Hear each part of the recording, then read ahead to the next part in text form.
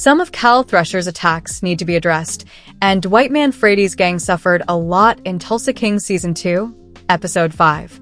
Every character in Tulsa King is dealing with increasing stress, escalating tensions, and additional issues as the show goes on. That complicates the series' plot, but it also provides for fantastic entertainment and opens up some amazing character moments, such as Tyson's choice to embrace the gangster lifestyle. After Tulsa King Season 2, Episode 5, Dwight and his group's plot has become so convoluted that it may need some clarification. Hey, hello everyone, hope you're having a good day. Before going to the main topic, I want to say like this video and subscribe to the channel. Tulsa King's most recent episode expanded on some of the themes that have been explored throughout the season. Cal Thresher's connection with the Chinese gang world is becoming increasingly tense. Dwight's friends, especially Armand and Bodie, are having their loyalty tested, and the gangs in Kansas City and New York are becoming increasingly irate with him. Despite being Sylvester Stallone's funniest character in years, Dwight's troubles are too big for his sense of humor to contain.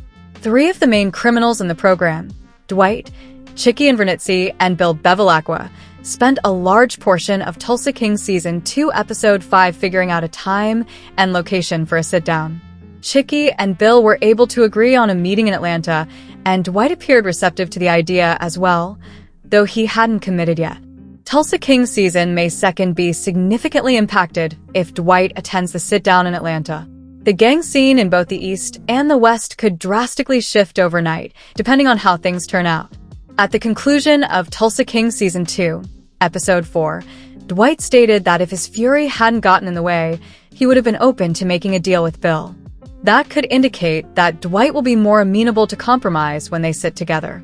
With a few well-chosen words, Dwight could transform the Kansas City mob and Bill Bevilacqua from adversaries to allies.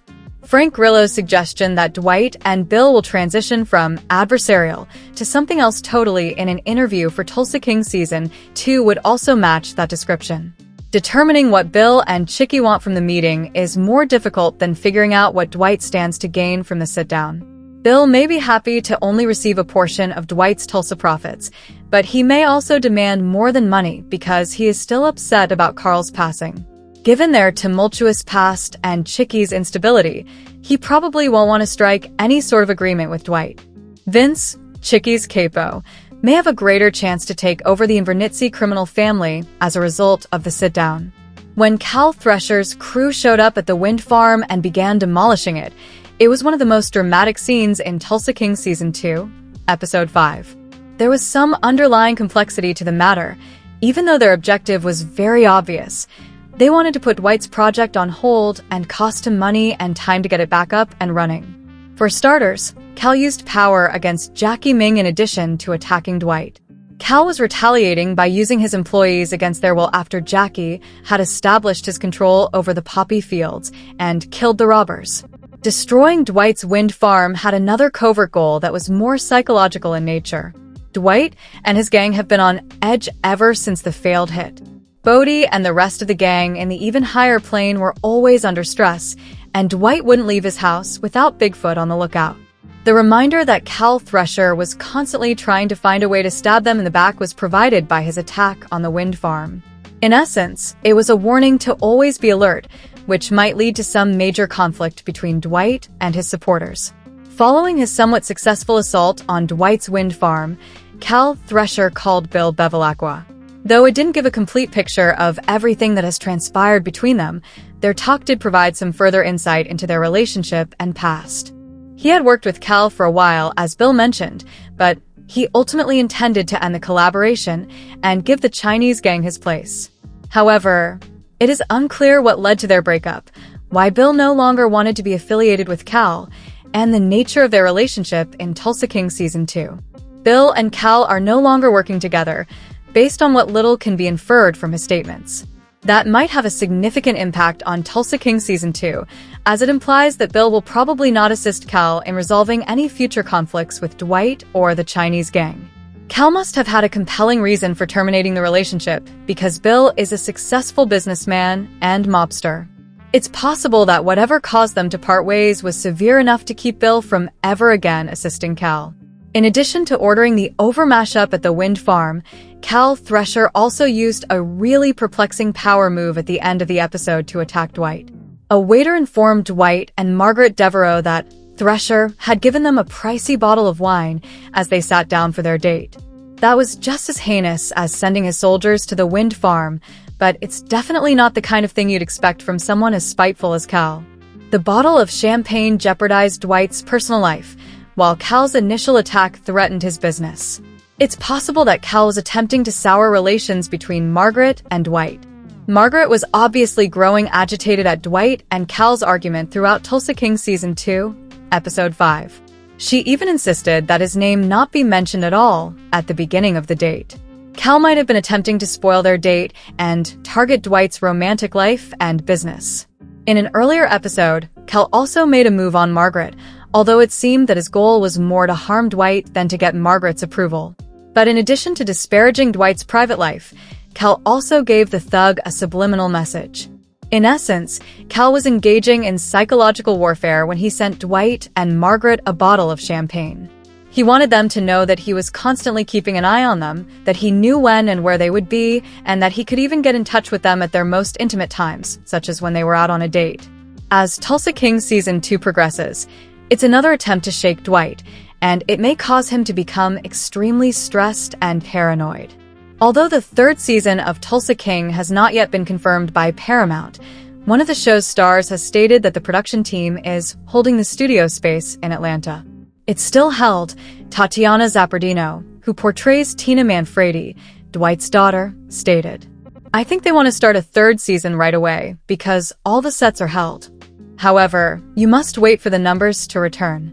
There will definitely be a third season because the ratings seem to be positive and the show is popular.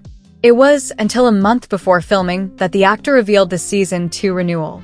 They don't like to give out information, she said. Dwight's the General Manfredi was concentrating on growing his company in Tulsa during the second season of the show, but his personal relationships suffered as a result of the sharks in Oklahoma and New York circling him. Regarding the development of Tina's relationship with her father, Zappardino stated, the adjustment time was significant ever since she chose to relocate to Oklahoma and took the decision to simply set aside their history and become a part of his life. Since Dwight doesn't lead a typical life and the suburbs aren't typical, she was still searching for her place and attempting to understand how she even fit into his world. It's insane. However, as she became more at ease, everything began to fall apart. By the end, she just realized that she had been deluding herself all along, which is a great prelude to a potential Season 3. Now she's accepted the fact that they can't have a normal life.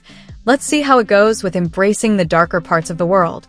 On Sunday, November 17th, in the US and Canada, and Monday, November 18th, in the UK and other regions, Tulsa King Season 2 will conclude. We're in for a pretty hot ending because even though Triad boss Jackie Ming is no longer involved, Bill Bevilacqua and Chicky, who Vince has ordered to fly to Tulsa to muscle in on Dwight's operation, are still a threat.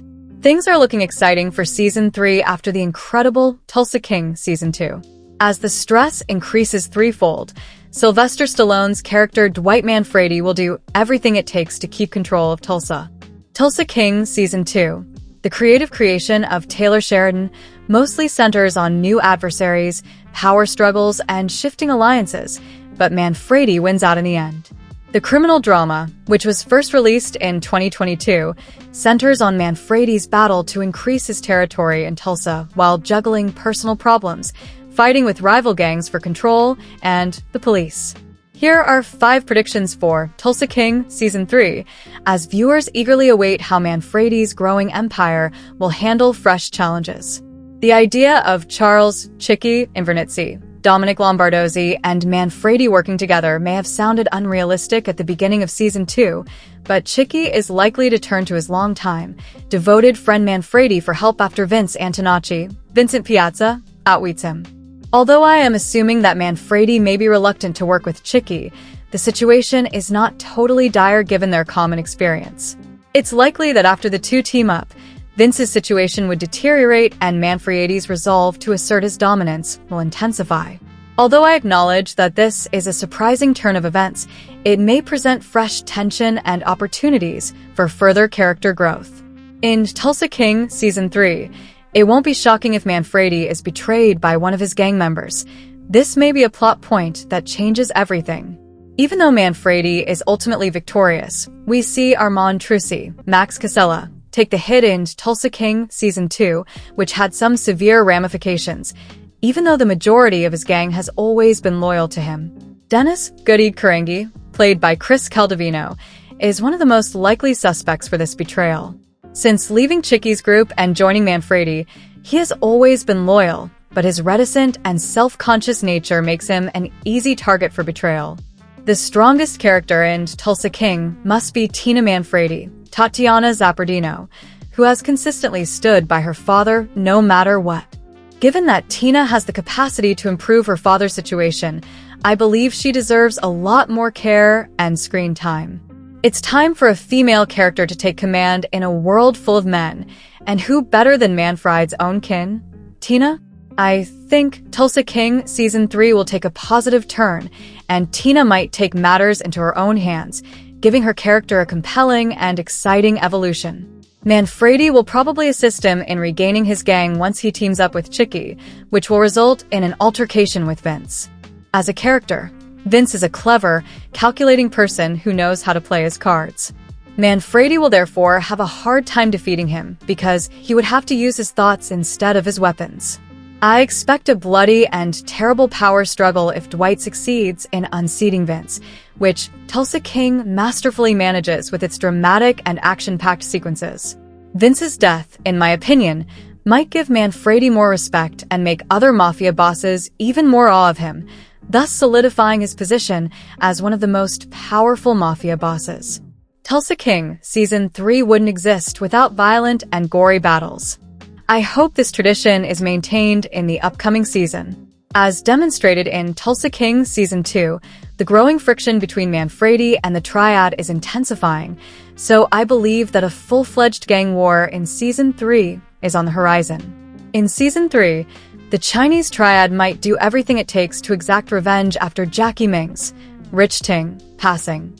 Rather of Dwight and the trio confronting each other directly, a third party such as Bill Bevilacqua, Frank Grillo, can step in.